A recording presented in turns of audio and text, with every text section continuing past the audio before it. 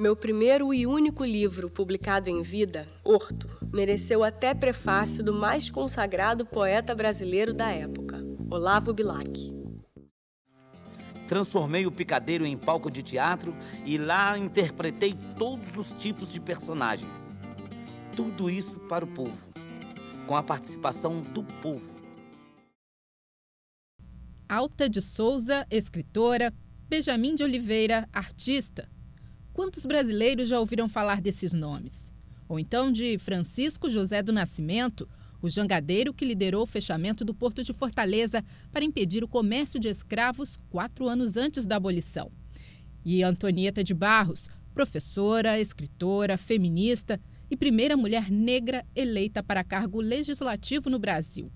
São muitos negros à margem da história. A gente talvez tenha que lembrar de algumas figuras que, curiosamente, são mais recentes na história. Um exemplo que me é particularmente caro é o exemplo do sociólogo Alberto Guerreiro Ramos, que teve uma relevância no país, trabalhou no Estado, foi uma pessoa importante no governo Vargas, mas que, no período em que tematizou a negritude, esse período é, de certo modo, relegado a um segundo plano quando se fala de Guerreiro Ramos. Em geral, o intelectual negro Guerreiro Ramos é lembrado a partir do momento em que ele deixa de se colocar como intelectual negro e passa a pensar de forma abstrata o Brasil.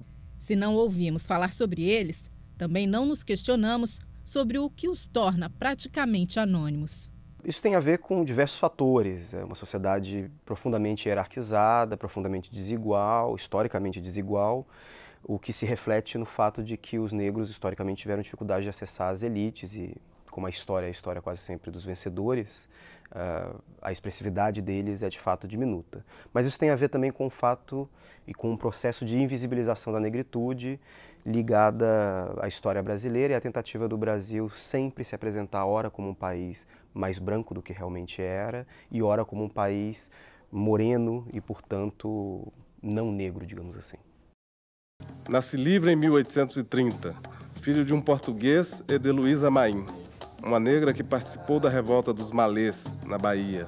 Meu pai, atolado em dívidas, decidiu que o melhor era me vender para um traficante e fazer dinheiro às custas da minha pessoa. Fui feito escravo doméstico em São Paulo, onde já adulto aprendi a ler. E pude desvendar as palavras escritas em meus documentos. Tinha nascido livre, portanto, não podia ser um escravo. Aos 18 anos, fugi e deixei o cativeiro. Fiz da sátira o meu estilo para criticar os que desejavam embranquecer o Brasil e negar a imensa influência africana na formação da identidade nacional. Poeta, jornalista e rábula, um advogado sem diploma, mas capaz de libertar mais de 500 negros presos injustamente. O reconhecimento a Luiz Gonzaga Pinto da Gama veio recentemente, com o título de advogado, concedido pela Ordem dos Advogados do Brasil.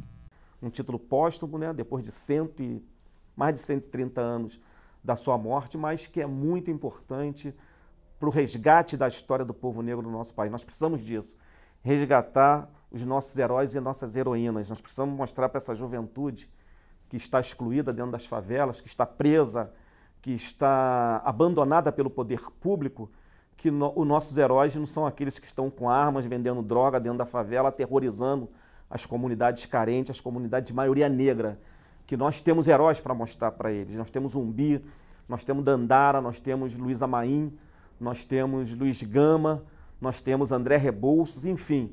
Nós precisamos resgatar a história do negro e a história da África no nosso país, porque a falta de estudo da história do negro, da história da África, faz com que dentro das escolas as nossas crianças façam brincadeiras de cunho racista porque consideram os negros descendentes de escravos somente. E os negros não são descendentes de escravos. Os negros são descendentes de africanos, reis, rainhas, governantes da África escravizados. Eu acho importante chamar a atenção para o fato de que dar visibilidade e incluir por si só não é algo que resolve todo o problema. A gente tem que pensar em que visibilidade está sendo dada, de que modo essa inclusão está sendo feita. O dia que a gente conseguir ter uma inclusão e uma visibilidade plural do negro, mostrar que o negro pode ser tudo o que ele quiser ser, eu acho que aí a gente tem motivos para, quem sabe um dia numa utopia, se dar o luxo de deixar de falar desse assunto.